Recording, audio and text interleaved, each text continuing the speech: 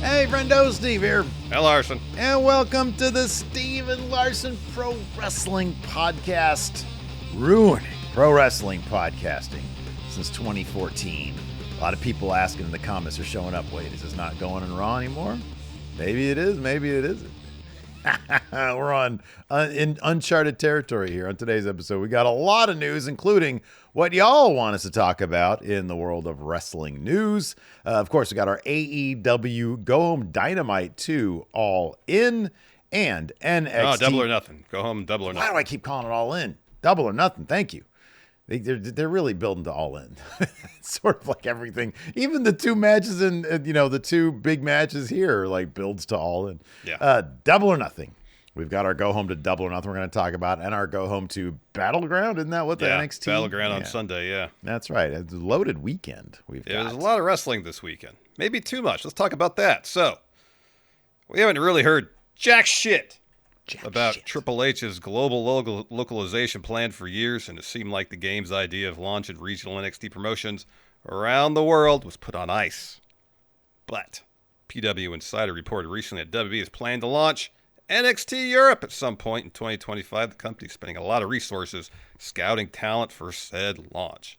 Do you really want, Steve, another hour of NXT WWE programming on a weekly basis?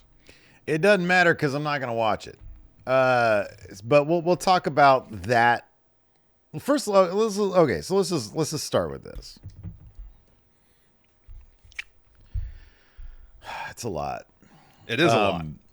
And I'm not even talking from with NXT Europe and the WWE-ification of AAA, which it wouldn't shock me if they rebrand. I hope that NXT Europe kind of gets its own name.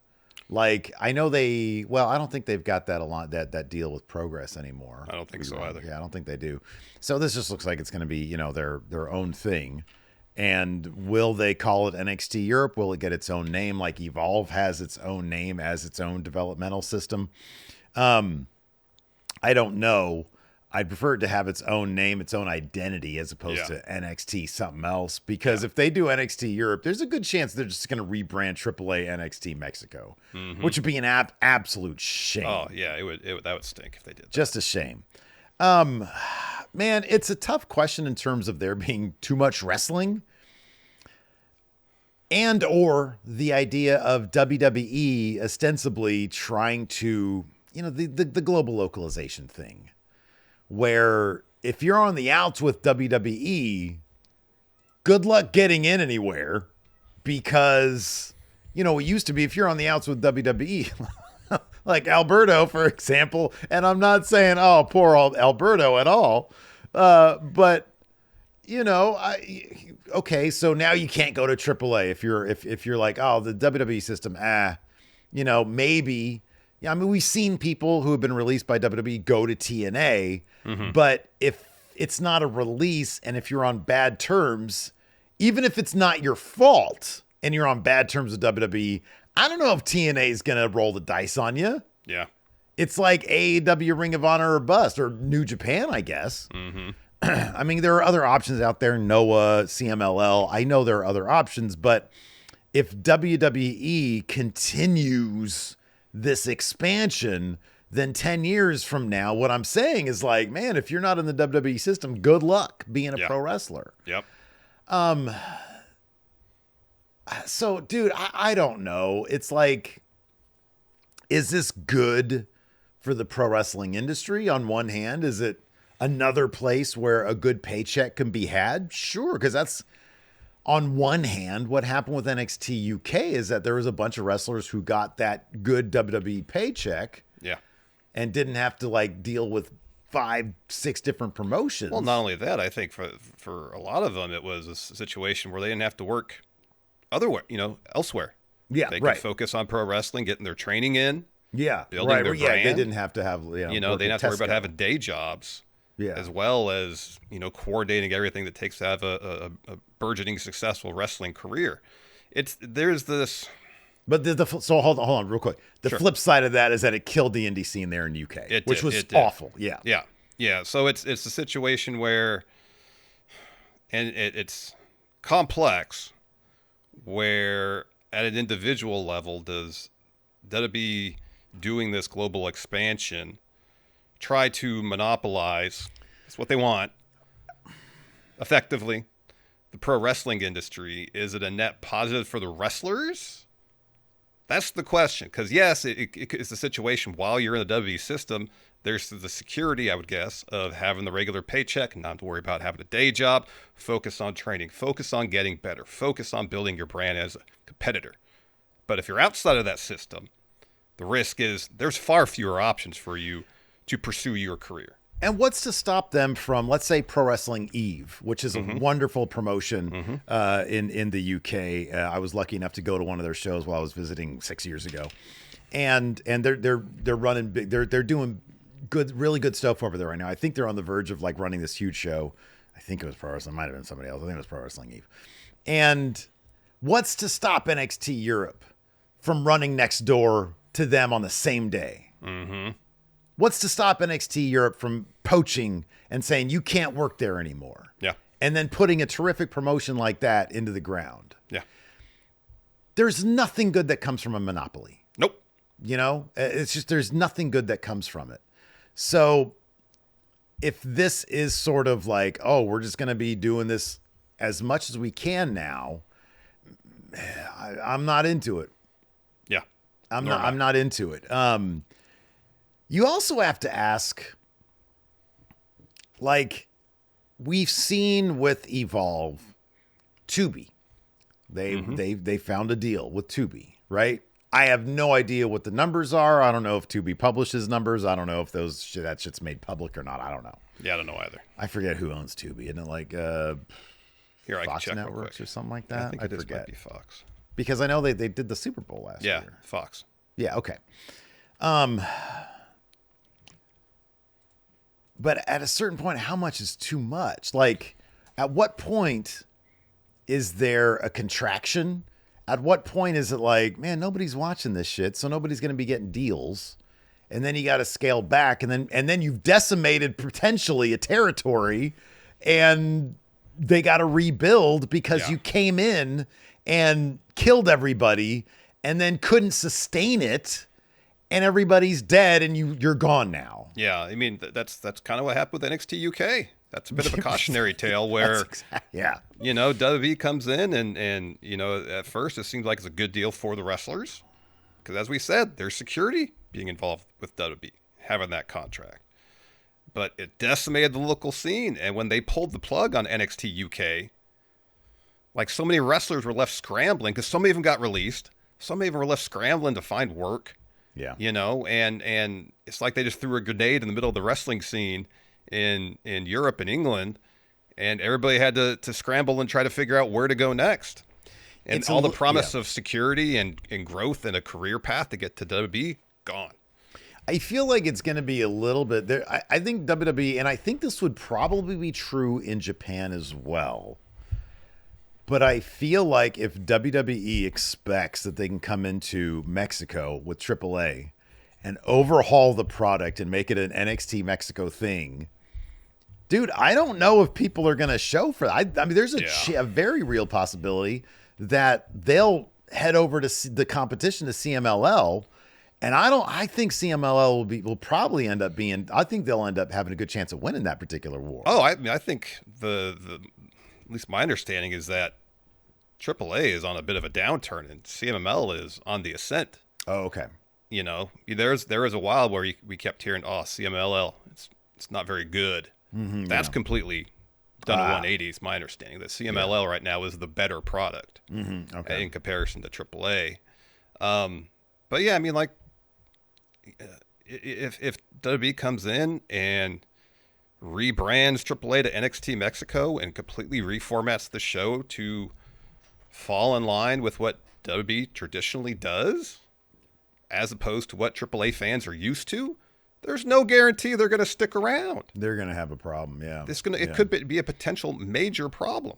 Yeah, yeah. So, yeah, you know, and any attempts by WWE's part to monopolize the wrestling business it's no good. It's not good for the wrestlers in the long haul. It's not good for the business. Yeah, yeah. And it's like, their roster is already too bloated. They're bringing people in who don't. It's like on NXT last night, or I'm sorry, Tuesday, they had like Shawn Legacy in a triple threat. I don't know dick about this guy. It was fun to watch in the ring. He's really good. But it's like, in terms of being a character, it's like, okay, you're not going to force me into watching Evolve now.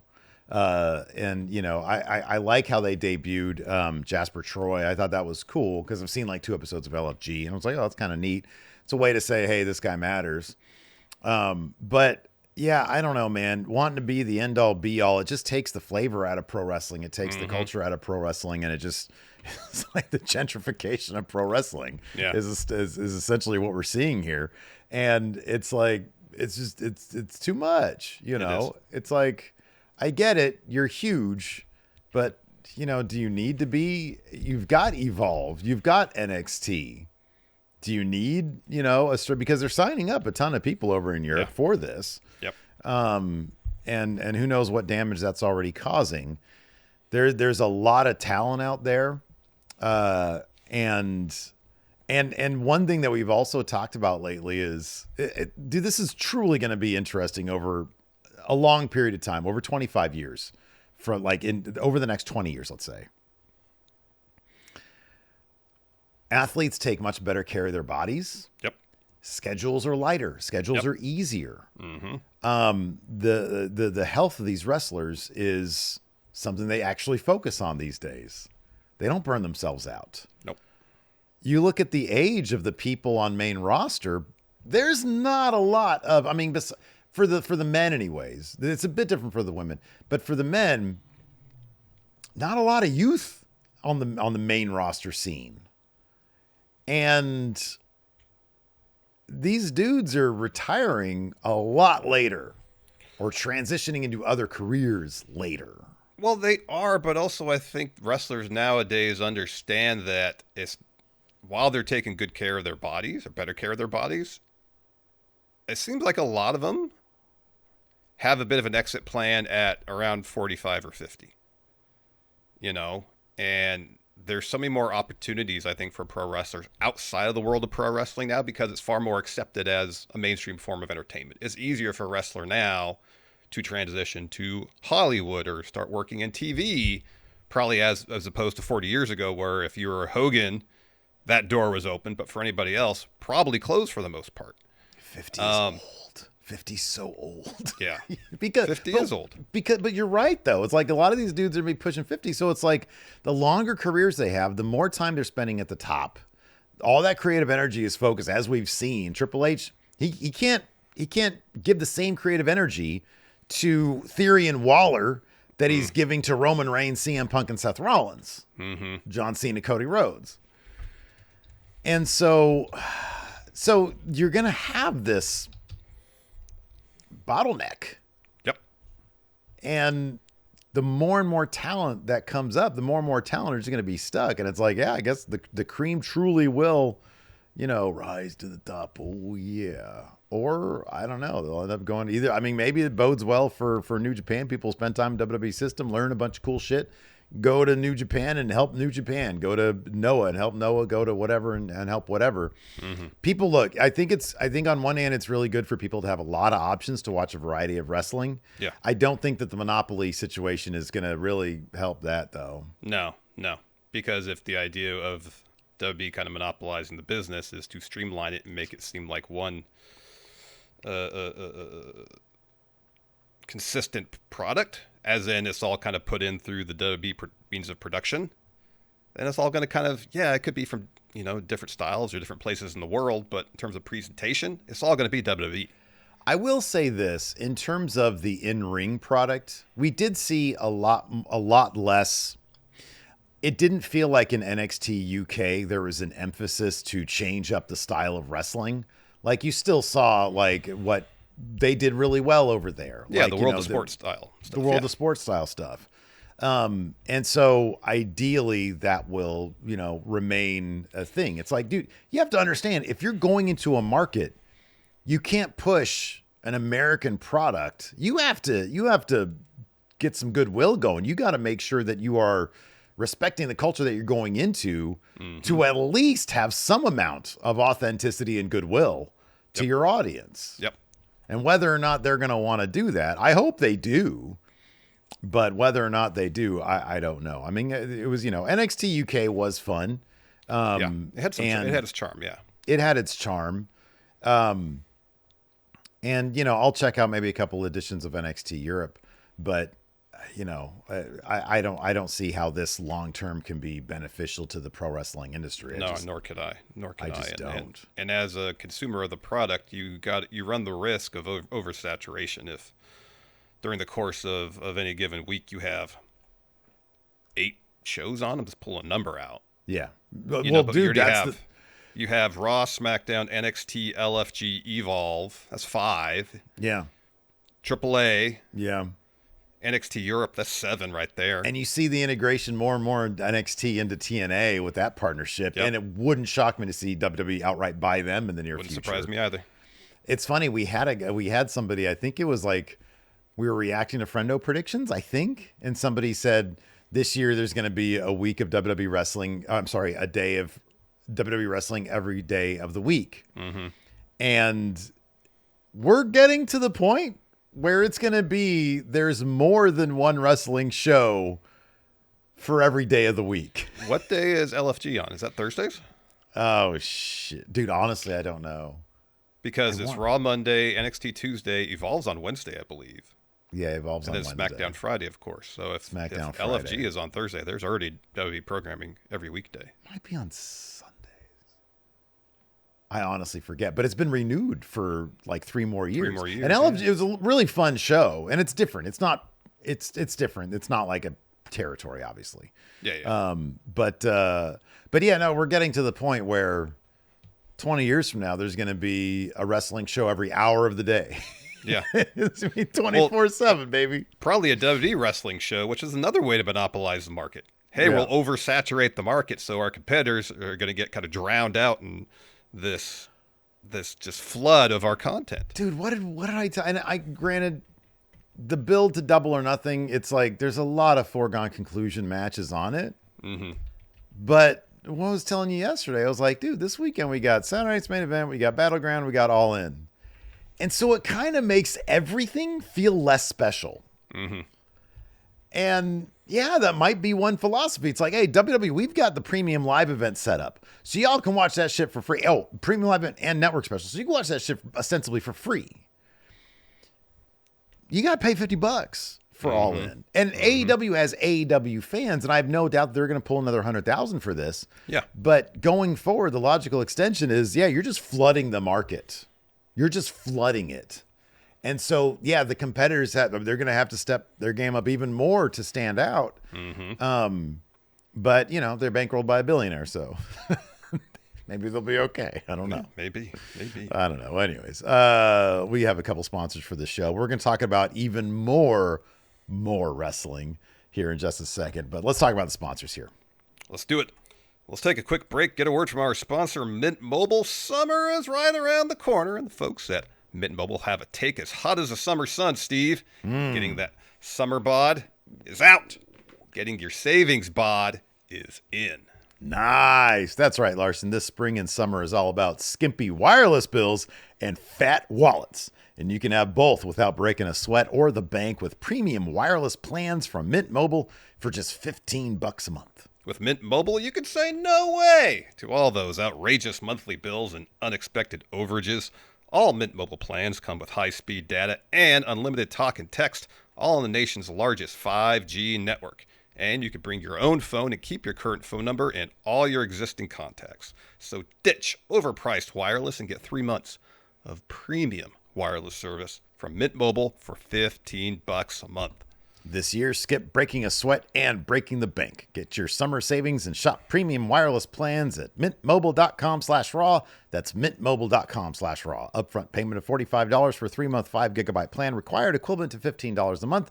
New customer offer for first 3 months only, then full price plan options available. Taxes and fees are extra. See Mint Mobile for details. And let's get a word from our sponsor, Tempo. Steve. Yes. You and I may know a thing or two about wrestling, but what we really know is fast food. Oh, man. Yeah. Without a doubt. Thing is, when I think of fast food, I generally have this idea of a lump of greasy meat product that I usually feel like I have to get because, I don't know, my schedule's tight, I'm short on time, something like that. Yeah, man, I used to think the same thing until I discovered Tempo. Tempo is a weekly delivery service that allows you to select from over 20 mindful meal choices that are crafted to cook in just 3 minutes, and they're delivered fresh right to your door. That's right. Tempo's dietitian-approved menu takes all the guesswork out of eating well, and they've got new recipes each week, like enchilada beef bowls and spicy Korean barbecue chicken that are made with real, nutrient-rich ingredients, which make it easy to keep up with your healthy lifestyle so you can eat well without sacrificing taste or convenience. And for a limited time, Tempo is offering Going In Raw listeners 60% off your first box. Go to tempomeals.com/raw. That's tempomeals.com/raw for 60% off your first box. Tempomeals.com/raw. Rules and restrictions may apply.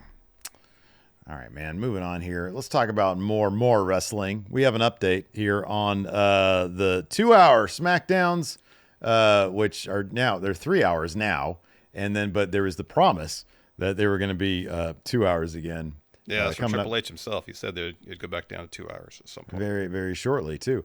Now, the hope was that May would be the last month of 3-hour Smackdowns. But according to PW Insider, which, good Lord, I hope this is a mix-up, a mistake, some sort of like technicality that, you know, we're not thinking about here.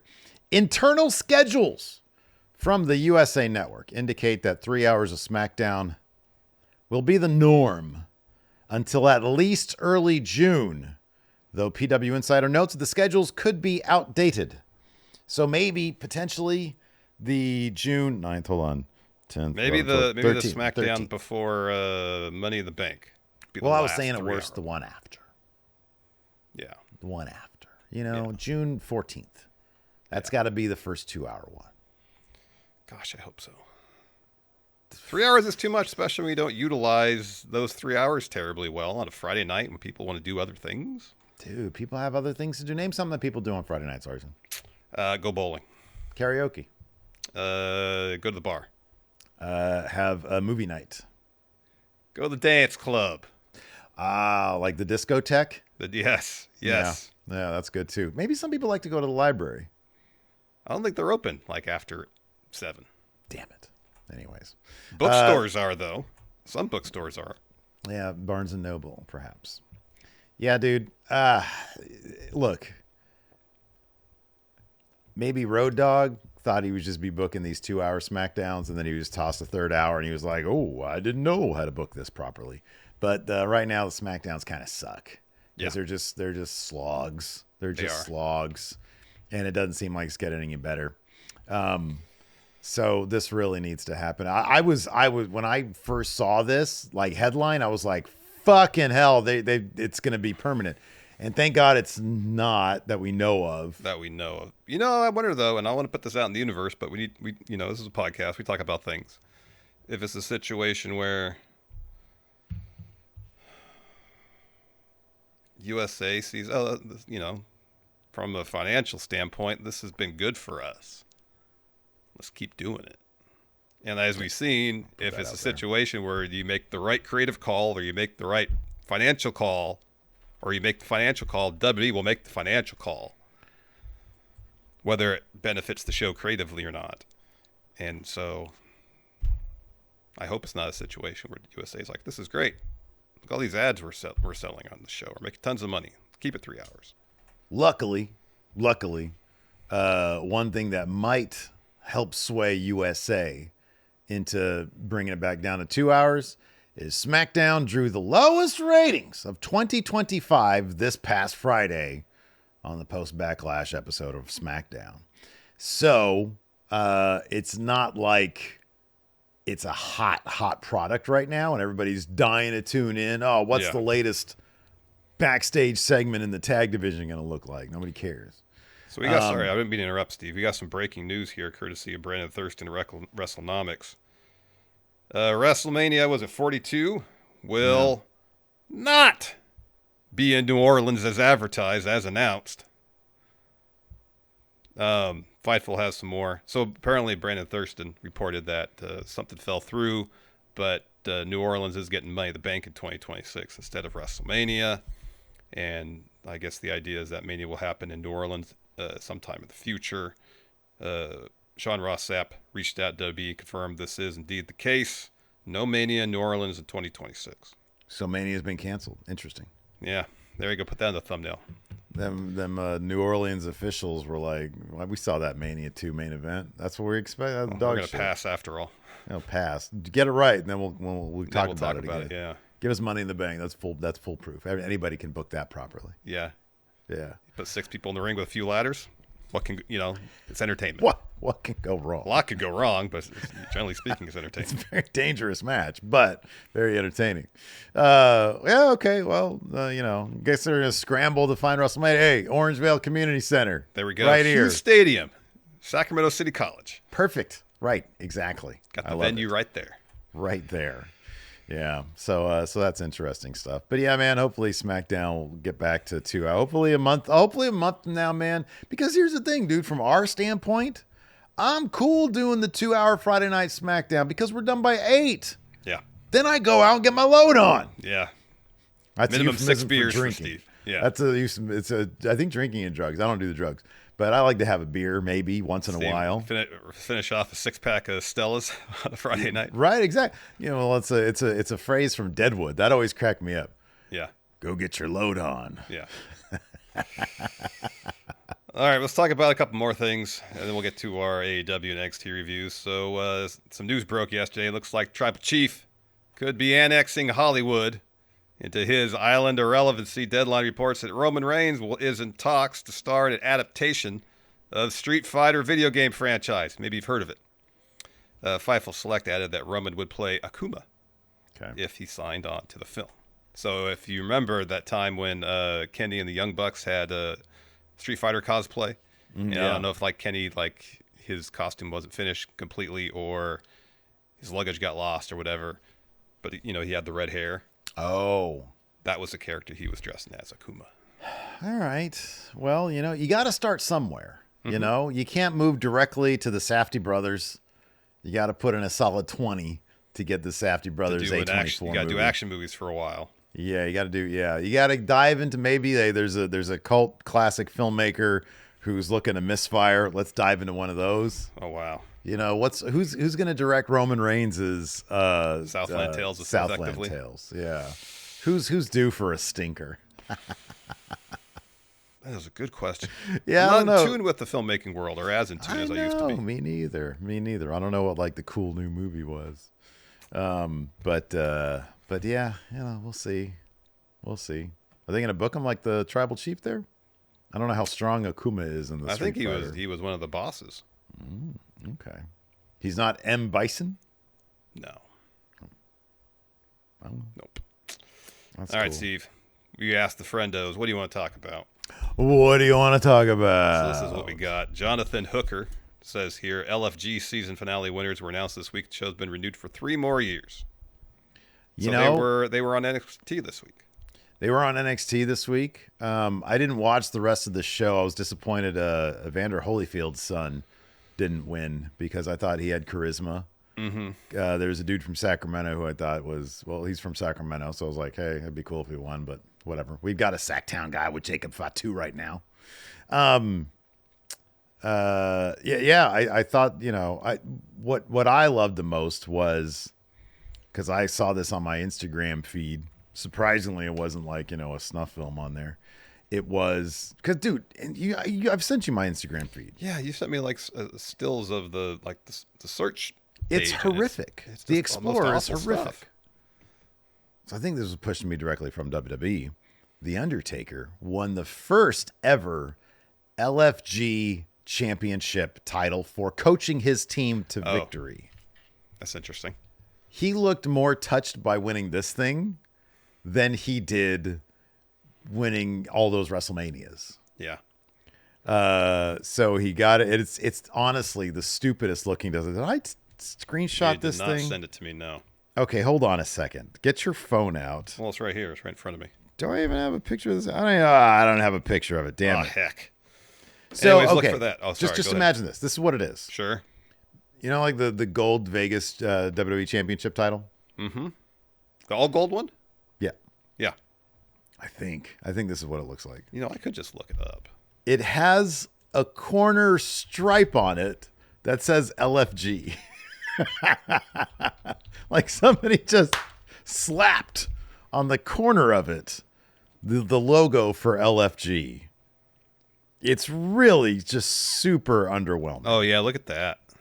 You see it there? It's the WWE title, but yeah, they just have like the banner across one corner. Yeah, exactly. Yeah, that's kind of lazy.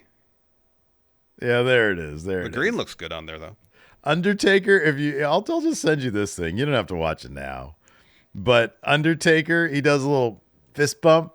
And then as he's coming back to sit down, you see Salty Booker T and Salty Bubba and Salty Mickey James.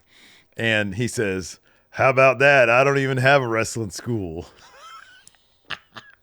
Booker T stone-faced. Oh, wow. So, yeah, it's a nice moment for Undertaker. Next up here, John O. Davies here says NXT canceling a show because of poor ticket sales. So apparently next week's NXT was supposed to be a part of the Tampa residency. Yeah.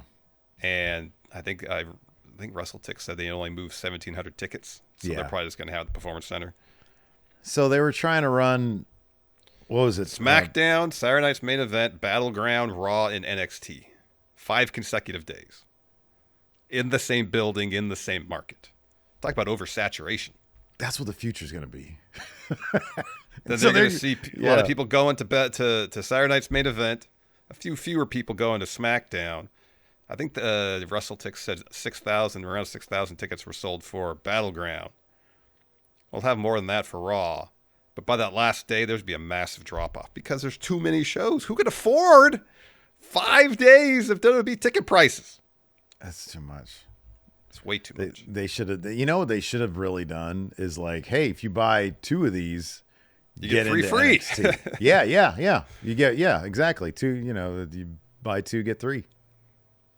So they should have done. If you buy SmackDown, Saturday Night's Main Event, and Raw tickets, you should get the NXT shows free, gratis. Really? Yeah, no kidding. Yeah. So Lord Blake Whitehouse here says Willow getting a new contract with AEW. Hopefully she's making a ton of money. She's great. Hopefully she got a massive raise because she's been doing excellent work in AEW ever since she started there. And hopefully during the course of this contract, they'll put the world title on her. Yeah, dude. I mean, I can't say they've treated her great. They've treated her well. Mm-hmm. There's been long stretches where she's been gone. Yeah. And, they'll set up feuds and they'll sort of drop them. It seemed like she was on a trajectory. And it was like, oh, she could be the one to dethrone Mercedes. And they could always heat that back up. Yeah. But, I don't know. Tony's going to beat Mercedes. Probably. I think. But, yeah, I know. It's if it's good for her, then have at it. That's great. Who's to say she'd be traded better in the Fed? Yeah. But yeah, no, that's cool. I think that's good. And yeah, like you said, hopefully she got a shit ton of money because she deserves it. I think she could be a huge star. Absolutely. Like a huge star. Joker Smiley here says, with next week being the season finale, we'd be reviewing the rest of Dark Side of the Ring. Probably not. Just from a business perspective, I don't know how much sense it makes for us to do reviews on stuff that's already months old. So I mean, just being honest, probably not. Mm-hmm. We did the first 2. Didn't perform up to what we had hoped the expectations would be. So, we don't really have the bandwidth to do more. And then Mr. Enlightened, I think we talked about this earlier in the week. Yeah. The leak of Hulk Hogan's Real American Beer eyeing up an all-cash bid for the Hooters intellectual property to save Hooters. A Hooters bailout from Hulk Hogan. Does Hogan think his name being attached to the Hooters franchise is going to do anything for him business-wise? Be some sort of weird, raw-gated version of, busty women wearing, Hulk Hogan attire with the fake Fu Manchu and the balding head. That's fucked. Yeah, it is. That puts me off my food, man. I'm sorry. Yeah. I'm just trying to sit there down some wings, and I see, I see Jugs Hogan over there, and I'm like, doesn't work for me, brother. Yeah. Oh, goodness gracious. Get out of here. Get out of here, Jugs Hogan. Yeah. Oh my gosh. Oh boy, I'm gonna get myself in trouble today. Goodness gracious. Maybe we should move on. Let's talk about Let's AEW. They had their go home for Double or Nothing. And I think they've done a really good job over the last few weeks of really building up the importance, not just in terms of what the match means, in terms of titles and matches and all in stuff, but on a very personal level, what this match means to Hangman and Will Ospreay. Yeah.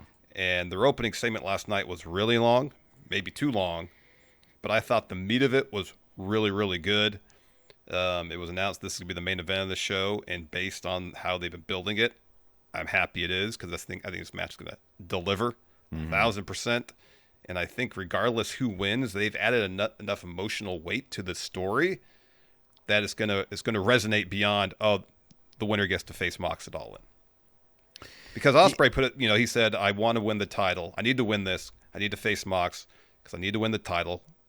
I've been doing everything the right way. I've been flying every Tuesday from England to come to the States to do these shows. I need to carry that belt into Forbidden Door so I can wrestle in front of everybody who supported me in the United Kingdom and England. And he says, I need to bring that title home for my 6-year-old son. And Hangman says, Will, you want this? I need this. Because I want my wife to be able to look me in the face and not, look at me with pity. I need to be the man that my children deserve, that they can look up to. Yeah.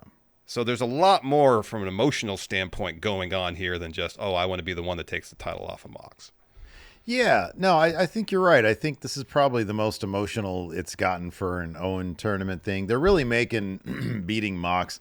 Like, I appreciate that with the Death Riders at this point. They've really dropped the whole Mox has motivation thing. Yeah. I think they maybe add something. They had a good idea. Hey, I want to make sure future of AEW is a bright one. So we need guys with grit to take this title, and who's going to out-grit me. The problem is they already had a bunch of dudes with grit, so once you got past Orange Cassidy and Daniel Garcia, it was like, oh, man, well, you're sort of disproving your point. So now he's just bad guy who's kind of trolling us also, just keeping that title in the briefcase. Yeah. And, the length of the Death Riders feud has accomplished sort of two things. I think it has built up anticipation for whoever's going to take the title off him. You and I are pretty adamant that we think it's going to be Darby. Mm-hmm. So that moment where he takes it out of the briefcase is going to be a massive pop. But number two, evidently, has been good for business. Like, the ratings are stabilized and their pay-per-views still sell really well. Mm-hmm. But especially the thing that I like about this is that it's main eventing Double or Nothing. And that's such a smart move because regardless if it's Ospreay or Hangman, the match is going to be great. The crowd's going to pop huge for the finish because the finish is going to be wildly entertaining, and it's going to leave everybody on a high. I don't know if the same could be said for the Anarchy in the Arena match because who knows how that's going to go down and what the finish is going to be. Is it going to be weird? Death Riders, if the Death Riders win, then people might be like, fuck this. So that's a really smart move. It is. And it shows that you can take something that you've built properly and is hot and give it the placement and give it the weight and importance that it really deserves. Mm-hmm. So yeah, I thought, the segment, it was long. Ospreay can talk a bit much sometimes. He belabors the point sometimes. He does, but he's got a way of... Thought he was really good though. Of coming across as the most genuine... I say character because I don't think he's playing a character. I think he's just being himself. Yeah, I agree. Yeah, he comes across as so genuine, and he's got a way of being a very likable babyface without the seeming generic. Yeah. No, I agree. It's just I agree with that. Yeah. I thought it was a really strong segment. Yeah, it was pretty darn good. Of course, we had a lot of build up for Anarchy in the Arena. The first match of the night was an all-star trios match. Which saw Mox team up with the Young Bucks, take on Samoa Joe, Powerhouse Hobbs, and Swerve. A long match, but a lot of fun. And of course, it got pretty crazy and overbooked after the match ended. Let's see. Gosh, I wrote a lot here. So, I'm trying to go to the finish. So, yeah, the Young Bucks are looking for an EVP trigger. Swerve ducks it and rolls up Matt for the win, while Joe is choking out Nick. So the Mox and Death Riders attack Swerve, Joe, and Hobbs. Shibata runs out. His first appearance since taking that move on the chair. Yeah. Takes out the Death Riders, but then Marina hits him with a low blow from behind. Willow runs to ringside. She hits Marina with the spear. Kenny runs out. He comes to the ring. He starts hitting Snapdragons on everybody. He's calling for a V-trigger. Hits one on Matt. Looking for a one-winged angel, but Swerve's like, hold up. Not yet. So he, Swerve, and Hobbs pull some tables out from under the ring and send them to ringside. So Kenny's setting up for the one-winged angel on the apron through the tables, and then Claudio makes the save. So then Death Riders and Young Bucks escape through the crowd. Joe gets the mic, says, the sane man realized that I'm getting all your asses this weekend. I could wait. But you know what? I'm not a sane man, and I don't give a fuck. Yeah. We're coming for you in Albuquerque tonight. Yeah, man. 2 fucks on the show from my count. Ospreay said it too. I'm the best in the fucking world. And then, Joe dropped one as well. So, yeah, that was hot stuff. That was good stuff. It was good. And that, after the main event, Renee's talking to the Young Bucks backstage, and they're about to leave. And they were like, well, yeah, Joe said that he was going to come and get us all, but haven't seen him, so we're out of here. And then Joe emerges from behind a curtain behind him with a garbage can and blasts him. Hobbs is with him, too. So a huge brawl breaks out backstage, spills the stage into the ring.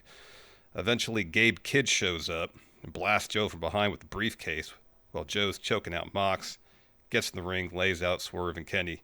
Then the Young Bucks bring some tables out from under the ring, set him up. Kenny and Swerve are put on him. And then the Young Bucks hit Nick hits the splash off the top. Matt with the elbow put him to the table. So Young Bucks, Death Rider stand tall to end the show. Yep. Now, there might be more on Collision, but I doubt it. They did the rundown on Collision. It didn't seem like that was that. Yeah, it seemed like the go-home segment for Anarchy in the Arena. Yeah, it was a pretty big deal. We also had a face-to-face with Mercedes Moné and Jamie Hayter that, of course, turned physical. Mercedes sold the shit out of the Haterade, yeah. The Haterade, yeah. Yeah. And is this pretty much Jamie like stating her case why she's gonna win, saying that she's always been a fighter, she's always been kind of seen as the underdog. She's rough around the edges. She says for her it's not about a title shot, it's about not being forgotten. She says when the bell rings, the confetti falls, and the cup is lifted, and it ain't me holding it. What does that mean for Jamie Hayter? My back is against the wall, but I'm gonna do what I always do: lace up my boots and hit bloody hard because that's who I am. Mm-hmm. And then Renee asks Mercedes if she's worried about Jamie, and Mercedes essentially says no, but I'm not looking past her. I'm looking right through her. I'm going to all in and become the AEW Women's World Champion. And says it's about more than winning. It's about leaving a legacy. So bring your best. Be the fighter that you are. Double or Nothing isn't where your story begins, but it's where your chapter finally ends. And then Jamie's like, hey, everyone, have you noticed something different about Mercedes? Something's missing. Oh, it's that strong title. Huh. Says that was your destiny to lose it, and your destiny is to lose everything. So then Monet sucker punches Jamie. Looks for another shot, but then Jamie catches it and hits Haterade. Yeah. We also had the Hurt Business. Now, this was a weird situation. Yeah. Because I expected like something to happen and it didn't. So we have a Hurt Business interview, Hurt Syndicate interview backstage. Alicia's talking about the contract signing. MVP says, hey, this is a momentous occasion, adding a 4th member. And then MJF shows up, comes in with Sterling, he's got a new suit, looks fancy. It's gold and black. Everybody's wearing really fancy suits. And MVP says, hey, take care of the legal stuff to his lawyer. Hurt Syndicate leave. MJF tells Hurt Syndicate's lawyer, it's been a pleasure doing business. So we have the contract signing. MVP talked a lot, and he was talking to the crowd way too much. Yeah. So he says, tonight we induct our 4th member. MJF comes to the ring. Sterling is with him. He says, Smart Mark, please explain all the legalese. He says, okay, MJF's going to sign first, then MVP, Shelton, and Bobby will sign to make Max an official member of Hurt Syndicate, LLC. And then Sterling puts the contract in front of MJF. Of course, he signs. MVP signs. Shelton double checks with the lawyer. He signs. The whole time we're waiting for a swerve to happen. Right. Yes. Like whatever MJF signs is not him being inducted the Hurt Syndicate instead. Cedric Alexander's fourth member. Yeah, there's so much milling about in this. And Bobby takes a sweet time. He starts looking at it. Finally signs. MJF puts on a Hurt Syndicate hat. And then he's interrupted by, hey, Dustin and Sammy Guevara. And MJF's like, hey, you must be stupid. You have no right interrupting us. And then Dustin proceeds just to talk so much. Yeah. And I'm like, y'all need to start practicing this shit. Because I get it. You've all been doing this for a very long time and you can improv, but there's got to be an out point. There's got to be like little signs that, hey, I'm going to say this. Now you say this, you know? Or you can go ahead and start. But he's like, hey, me and Sammy, we're day one guys. 6 years ago at Double or Nothing, we did something special. We changed the wrestling landscape. Fast forward to... And I'm just falling asleep at this point. Yeah, because he just rambles on and on and on and on. Eventually, it's like, hey, we want those tag titles. So we're going to fight with heart, with honor, with passion, with heart. Yeah, but then he says, hey, Bobby, you look great. Come jump on me and hurt me. And it's like, what did you just say? That was weird. Yeah. And then he said, there isn't anything you two could do to us that better monsters have done. What, in Ring of Honor? Yeah, no. He says, we both been to hell and kicked the devil's teeth in. Are you talking about the righteous? Because they ain't the Hurt Syndicate, buddy. Nope. He says, don't think it's going to be walk in the park because it's not. We fight with heart, honor, passion, heart, passionate heart, honor, and passionate heart. Jump on me. And then he said, if I were a betting man, I'd bet on the day one guys. Don't do that. No, I wouldn't. Don't bet on those guys. Because when he talks about day one, he means like 1970 something. Yeah, this guy's been around for an incredibly long time. Yeah.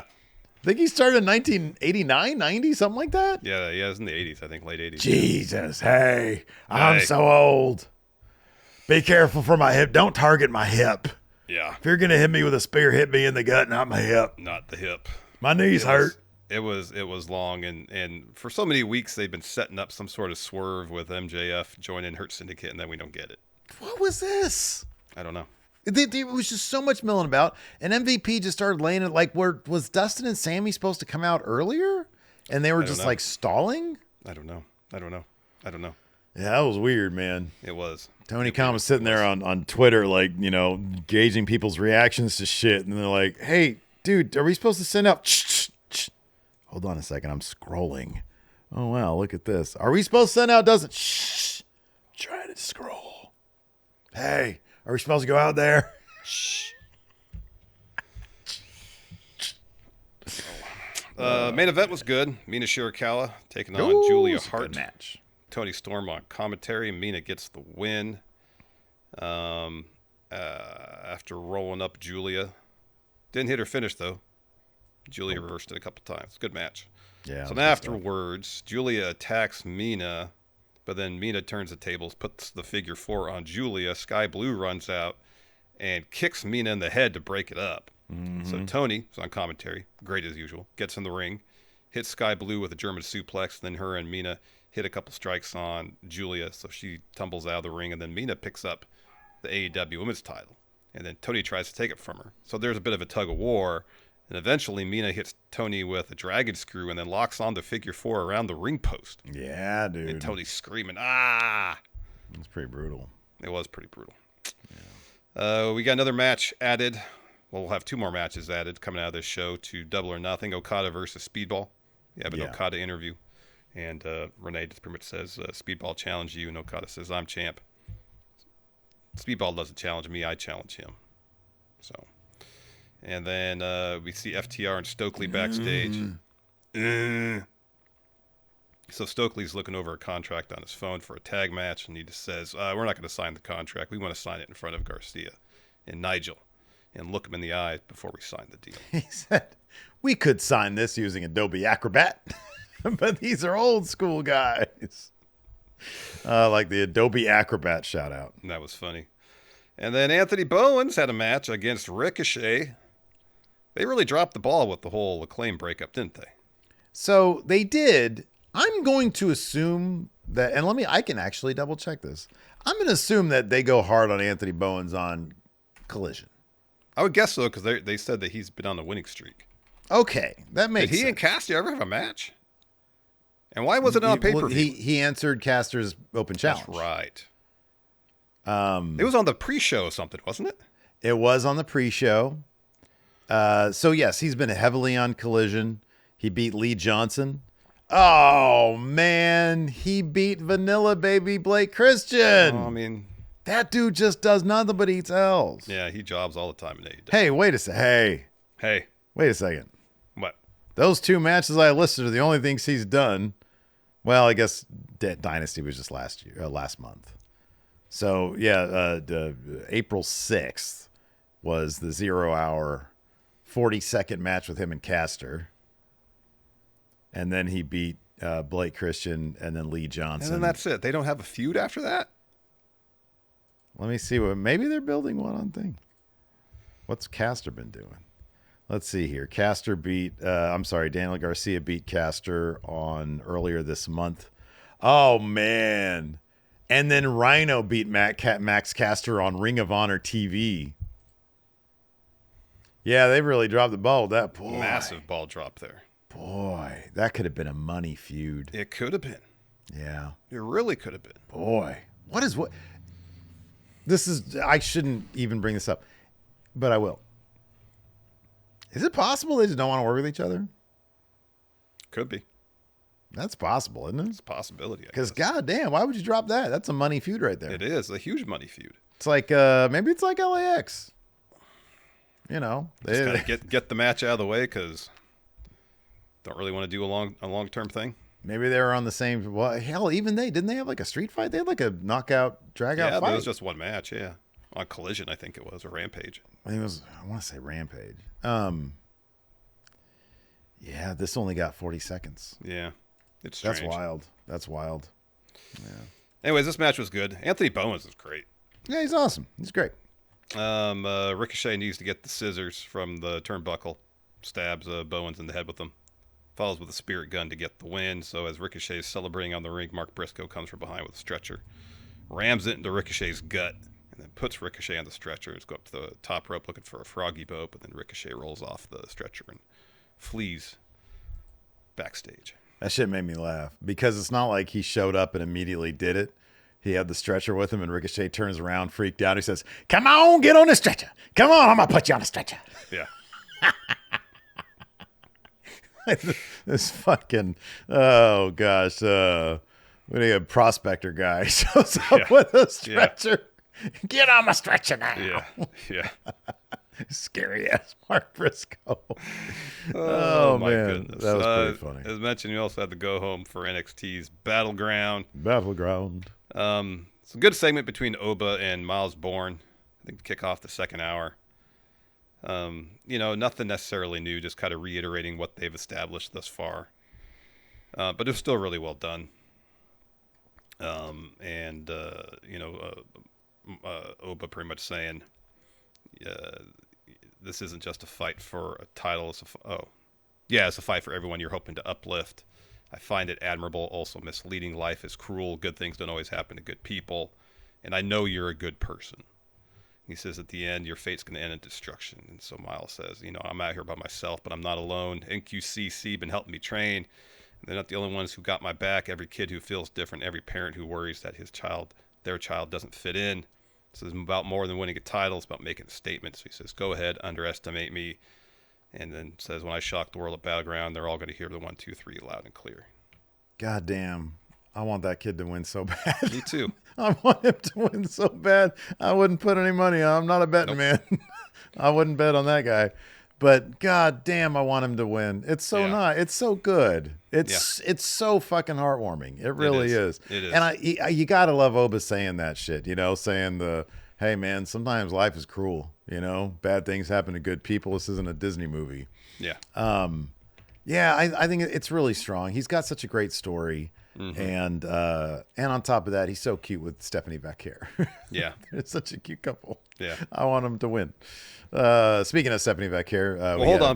Before that segment ends, Bourne leaves and then Jasper Troy comes to the ring and lays out Oba. So Miles runs back in after the attack and offers Oba his hand to help him up. Oba smacks it away. So then Miles goes and picks up the NXT title and hands it to Oba. And then Oba holds the title up in his face as they're having a stare down. So Jasper had been introduced earlier in a segment when Ava was saying, hey, congratulations to him. And God, what's the girl's name that won? Something May something. But yeah, I thought that was a really terrific way, because he was like, tonight I'm going to make a statement. And I thought that's how you do it. Yep. You know, he'll get killed by Oba, but it'll be cool, and then he'll sort of fall back down. Tyra May Steele. Tyra May Steele, is that what it was? Mm-hmm. Yeah, that's a great name. It is a good name. That's a great name. And she's really good, man. I mean, the 2 episodes of LFG I saw, one of them was her match, and boy, she has the potential. Oh, she's the Olympic wrestler. Yes, yeah.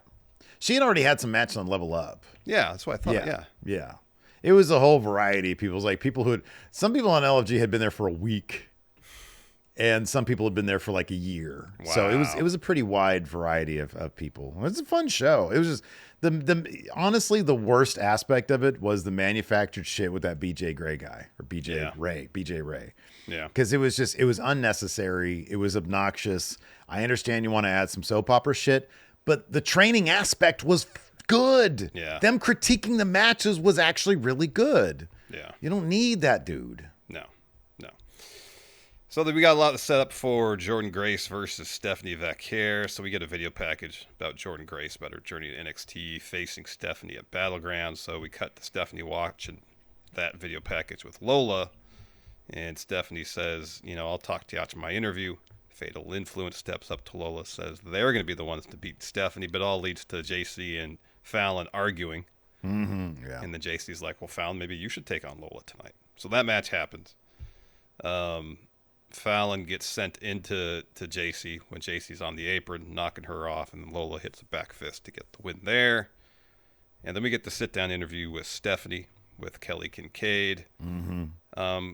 Good stuff here. She's asked how her career prepared her for Battleground. Stephanie says being La Primera doesn't come without sacrifice. She had her first tryout in Chile, but she wasn't ready and used that as motivation. Says, I don't look back and think it was a sad time in my life. It was necessary to get to NXT. Being in NXT has been a dream come true. She remembers seeing Rey Mysterio for the first time and said, I knew I was meant to be a WWE superstar. Looking back, it's all been worth it. But Jordynne was at the top of TNA, and now she wants to be at the top of NXT. For her to be the best luchadora, for Stephanie to be the best luchadora, she says, I've gone through hell and made hell my home. At Battleground, I'll show Jordynne that if you get close to hell, you'll burn in flames. Ooh. Oh boy. Trick Williams and Joe Hendry each had a musical performance on NXT. I will say this, there was a stretch during Tricks where he was trying not to laugh. Tricks was actually pretty funny. I thought it was not terrible. I'm generally speaking not a fan of musical performances. They're rarely entertaining. In wrestling. You love musical performances, just not in wrestling. No, I hate them all. Wow. I've been lying this whole time that about Radiohead concert that was like, hey, I got pit tickets. Want to come with? Yeah. No, that Radiohead concert, the tears were fake. The spiritualized one, or what was one where I cried at? I think it was spiritual. No, it wasn't spiritualized. Sigur Rós. It was Sigur Rós. It was fake. Faked it. Wow. Yeah.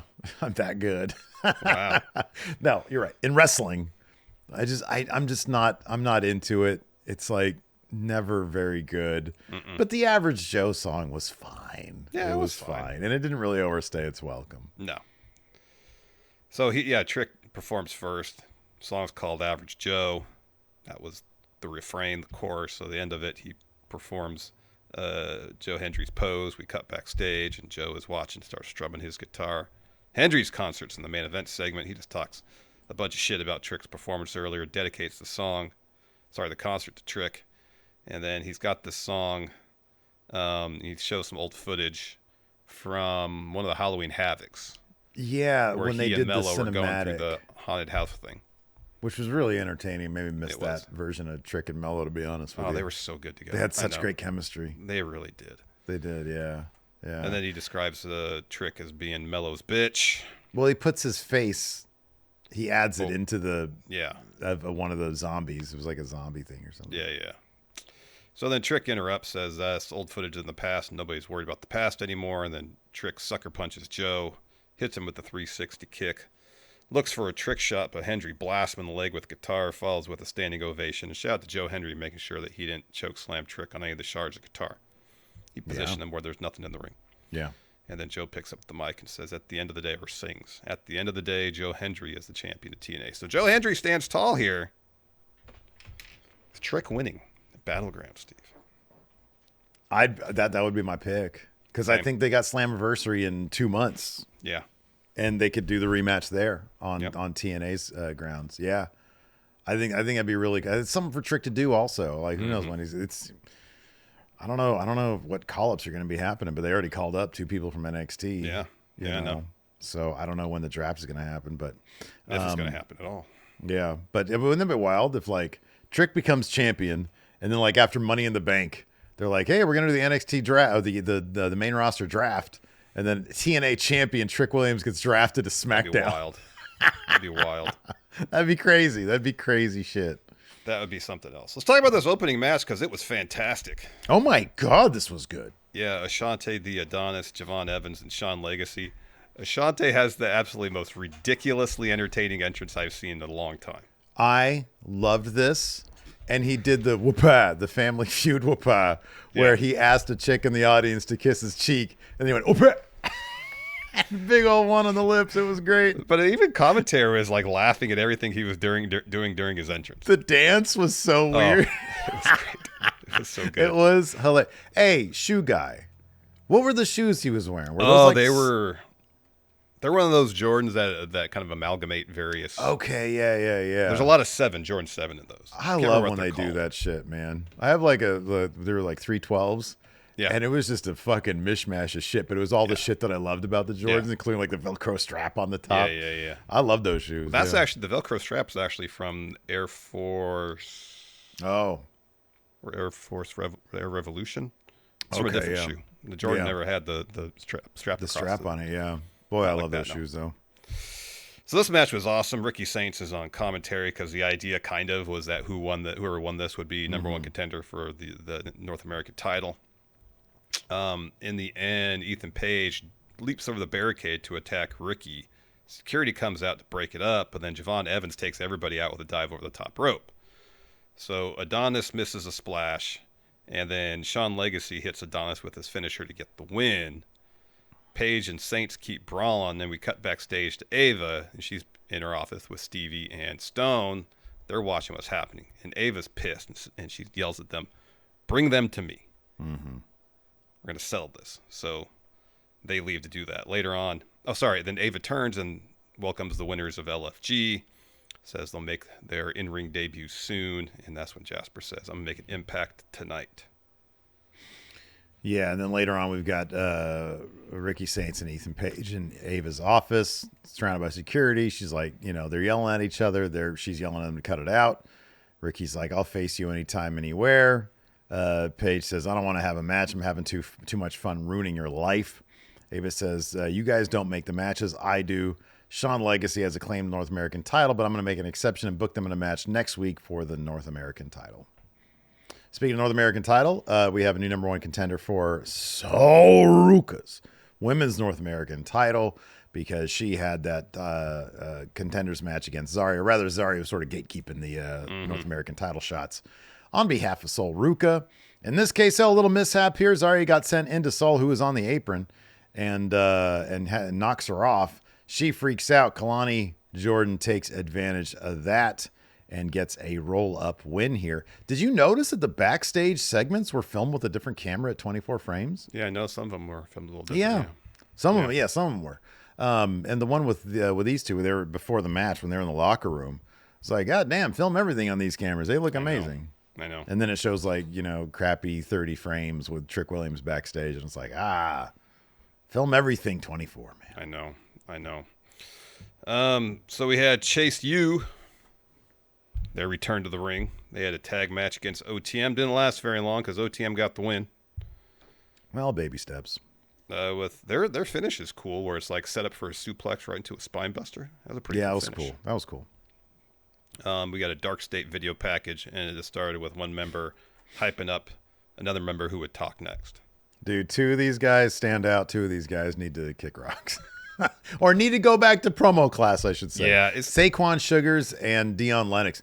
Dion Lennox, it's a smart move for him to transition from bookworm into intense dude. Mm-hmm. He's got the intense dude thing down. He really does. He does. Cutler James and Osiris Griffin. Especially Cutler James. Yeah. I don't believe anything that comes out of his mouth. Nope. Yeah, dude, I don't know. Not into it. So they might be teasing Tatum Paxley getting a new tag partner. So she's backstage. And Thea walks up and it's like, why did you blame me for everything? And Tatum says, Thea, you don't understand the toll it takes on you to lose everyone. And Thea's like, I actually do understand that. And then Thea gets laid out by Jada Parker. And then Jada kneels next to Tatum. It's like, oh, I actually really do feel bad for you. And Tatum goes, really? And Jada goes, no, I don't. Stupid. I was disappointed that Thea didn't have an eye patch. She just had like a little bandage right there on her eye. Mm-hmm. Give me the full pirate look. We also had Briggs saying, hey man, I wish Inamura was here. It's not as fun without you, man. So this match here against Sean Spears, I'm about to take this L. This is for you, man. And sure enough, he takes the L. Yeah, and then it turns into a big scrum because the Culling attack him, and then Hank and Tank. Honk, honk. Yeah, honk, honk. Run out to make the save for him. Indeed. And that's your NXT and AEW reviews. There you go. Anyways, let's answer a couple questions. And I noticed there's not a question thread on the Patreon, so hopefully there's one on YouTube. Oh, no. That's what I forgot to do. No question threads? No question threads. All right. Well. Look at not disappointed at all. Apologies. I honestly meant to. I started making the thumb for the episode instead. So yeah, sorry about that. Well, let me see in the thread for news stories. If anybody just has anything that's not a news story. Yeah, sometimes they just drop questions there. Probably a smart move, to be honest with you guys. Let's see. I know I saw a couple things, at least topics of discussion. Hey. Nate Fuentes just says here, WWE has no plans for the women's Intercontinental title. Lyra's in a feud with Becky Lynch. She's in a feud with Becky Lynch right now. Yeah, I think those are plans. Yeah. Heel Harrison says WWE has an apparent announcement to make during the Money in the Bank Premium Live event. What could that announcement be? I have not heard anything about a Money in the Bank announcement. I wonder if that's when they're going to formally announce NXT Europe. Could be. Maybe they'll do that. Could be. Yeah. Anyways, that's all we got. All right, that's all we got. Thanks for tuning in, everybody. We appreciate it. I promise you guys on Saturday nights. No, we usually don't do question threads for that. Monday, All In review. Maybe we'll do. I mean, it's not All In. It's Double or Nothing. Goodbye. You just want to fast forward to July, don't you? Kind of. Goodbye, everybody. Goodbye.